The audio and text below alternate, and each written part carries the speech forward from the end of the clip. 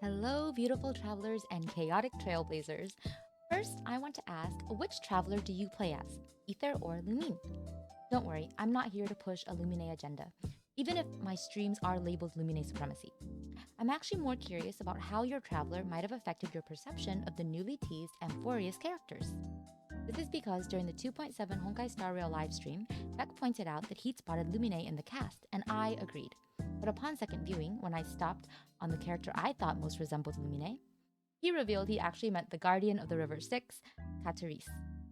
Apparently, she gives off Abyss Princess vibes, which, yeah, I can get behind that. But I hadn't even considered her at all, and I think this is because I play Lumine as the Traveler, and she'll always be the Golden Nada to me. Quite frankly, I'm still more convinced Aglaia is somehow an XP of Lumine. Visually, she has more in common with Lumine than Caterese. Just take a look at their hair, for example. They even have the same little wisps and flowers. The golden imagery is also not lost on me. Their names are thematically similar too, both meaning radiance or light. But I'm not actually here today to talk about that. As usual, we are going to run with the idea that the Traveler is somehow connected to Aglaia in order to discuss the potential of the Traveler as Memokeepers.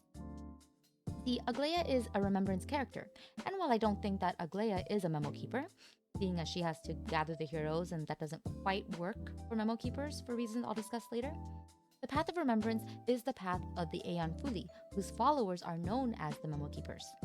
Their job is to record the events of the universe as a blueprint for reconstruction after its destruction, or something like that. I'm paraphrasing. The traits of the Memokeepers are similar to the Traveler in some ways. We know from their own narration that the Traveler twins used to go from world to world, experiencing and observing each one. Zhongli tells the Traveler, if our history is engraved in your memory, it will one day accompany you to another world. As long as a traveler like you is able to record what happened, then a backup of sorts will exist for times and tides of Tevat. In Fontaine, the Traveler identifies themselves as a witness to Farina, and she compares Tevat to a play on a stage. This is very similar to how the Memokeepers observe these major historical moments without interfering. But by now, I'm sure you can see the issues with this theory. For one, most Memokeepers travel alone, but the twins were always together, and the Memokeepers also keep to a strict set of rules that are intended to keep them from abusing their powers. Two of which are to keep a low profile and to not meddle. And we know that the Traveler is very well known across Tevat and can be a bit of a meddler when it pleases them.